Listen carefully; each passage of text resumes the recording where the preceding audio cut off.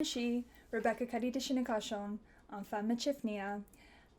Hi there, my name is Rebecca Cuddy. I am a Métis woman. I'm a Métis beadworker, and I'm here collaborating with Taking It Global and their program Create to Learn in partnership with ImagineNATIVE to bring you 4 beading tutorials today. So do yourself a favor and follow Create to Learn on Instagram. Because there are tons of Indigenous artists just like me who are creating tutorials for people to take this time that we have in our lives right now to learn a new skill. So I'm here today to teach a little bit about Métis beadwork embroidery.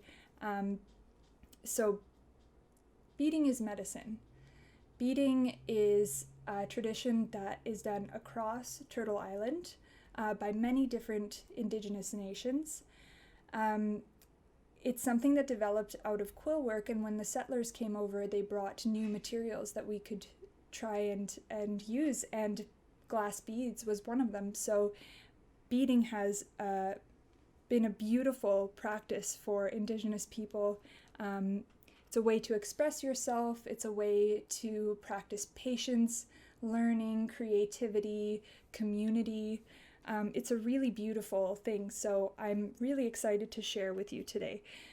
Something I want you to remember is that there are no right or wrong ways to do this. This is what I have been taught by elders, by other Indigenous people in workshop. I've taught myself a great deal of these skills, and I've developed my own way of doing it. And what's beautiful about this practice is that that is the case for every beader. They find their own ways that it works for them. So all I can show you is what works for me, but I'm really excited to share that with you because I think I've got some pretty killer things that I do that make it quite simple. So I think it's going to be great. I'm very excited. So today we're looking at our first steps in beading, which is having a pattern, which people find really daunting. You have to create something and you have to draw it out before you can actually begin to bead. So that's what we're going to learn how to do today. If you don't want to do this part, it's okay. There are patterns available online, or there's a great Instagram account called Bead This in Your Style that they do a different pattern every month from an established beader, and they provide that and you can bead it however you want and share it. You can't sell it. This is very important. If you're using a pattern that another artist has created, it is really important that you don't profit off of that, because that is somebody else's work. It's a huge no-no in the Indigenous community and in the creative community. You have to create your own work if you're going to profit off of it. So that's why we're going to learn to do our own patterns, and then if somebody wants to buy your work, that is so cool. If you don't want to sell it, also so cool. It's great medicine to gift something that's special to you, that you've made with your heart. It's great medicine to gift that. So yeah, so without any further babbling, let's just get to it. This is how I go about creating my work. So what you'll need is a sketchbook or some drawing paper, some graph paper, line paper, or something quite thin that you can tear away once you're done beading on it. And this little secret that I recently discovered a few months ago is circle graph paper. You can print this out. If you Google search circle graph paper, it'll come up. And that's what you want to create some really even beading. So I've got my pattern drawn out here already. I'm going to draw it out again so that you can see what I do. But this becomes this, which is really wonderful. And here's a little close-up of the beading I should show you. Just a lovely traditional style Métis floral. You can make this into a brooch, you could make this into a pair of earrings if you have 2 like I'm going to have, bead it onto a bag, you know, lots of cool stuff you can do with that. So I'm going to get right to it. So what you need to do once you have your circle graph paper, it's really going to help to make things even in your drawing. sometimes things get a little frustrated when, I should say, when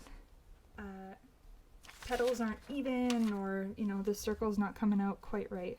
So I'll show you here. So what you do is you're going to follow that line, that circle line, to start off. Beautiful. And really, you can sketch it out. It doesn't have to be perfect. You're going to draw this, you're going to then trace it onto this paper, and then you're going to bead onto it. So it doesn't have to look perfect. All it has to have are easy to read lines so that you can follow along with it when you're actually beading on it.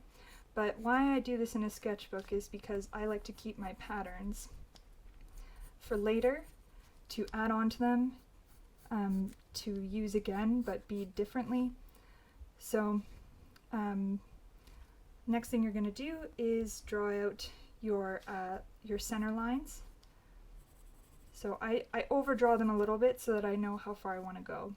Basically, I want to go this big.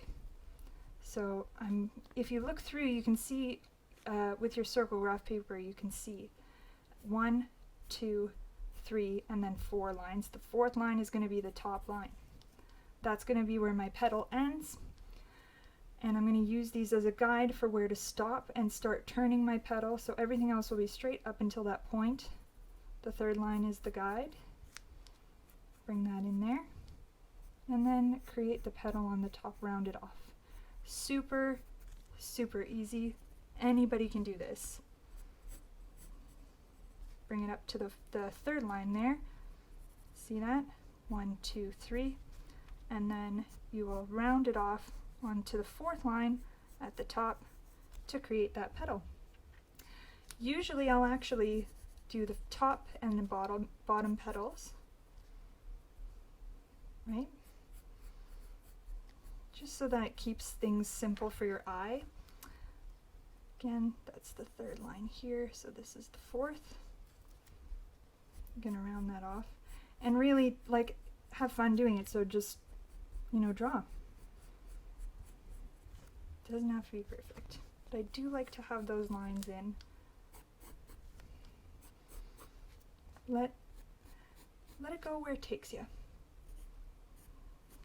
Right? So there's that 4th line, round off the petal. See how even and nice that is? Like, it's just nice to have the guide and then you don't have to worry about it. I do sometimes, and used to all the time, freehand, which was definitely hard, but I will say that even when I was doing that, I would always start off with a relatively, you know,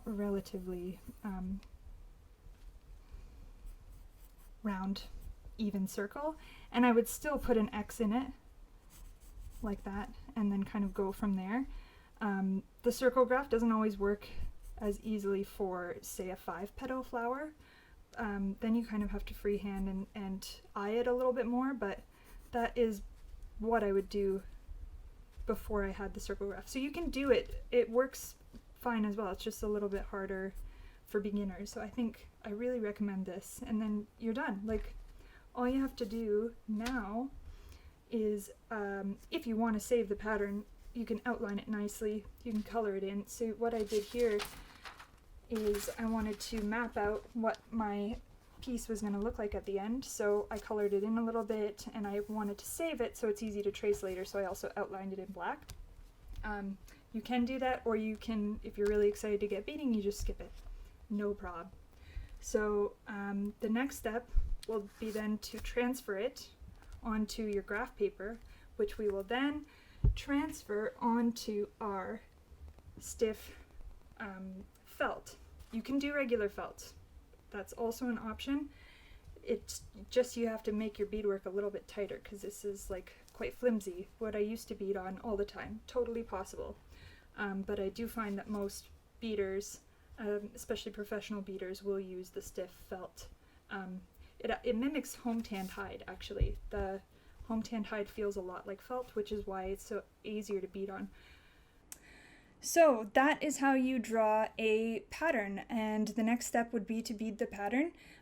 Before I end things, I'm just going to show a few examples of the patterns that I've drawn that have then finished and become beautiful beadwork pieces. So this is one of the first big patterns I ever did. All freehand, so you don't need the circle graph paper. You can totally do it without, but this is one of the first pieces that I did, a commission for a Métis cuff. Finished it up. This is how it looks now. Totally beautiful, and it really did change quite a bit from how I initially drew it, which is one of the fun things about beading. So yeah. Another was a cuff that I made. This one is interesting because it does have some advanced stuff in it in terms of the size of beads. They're 15s, they're quite small, and then there's also some 10s, which is the size that I would recommend using as a beginner. Something that really shows change. These are two pieces actually that I did. I decided to color them in because I was trying to figure out for a client how exactly they wanted everything to look. So actually you can see in the finished piece that I'll show that everything turned out a little darker, a little different looking, but still really beautiful, and that's how beading can grow and change. So yeah, thank you for watching and for trying. I know it's kind of daunting to start learning a new skill, especially something that's a little bit meticulous and can be quite frustrating, but when you finish a piece, there's really something special about it. So I hope that you stick around and watch the other videos to create that finished little beaded floral. Show you again. It's really sweet. It'll look good on everything. I can't wait to see everybody's finished pieces. So merci, thank you. And again, please follow Create to Learn for other videos that are going to be teaching you all kinds of Indigenous and just regular artistic skills. So merci, miigwech, and we'll see you in the next one.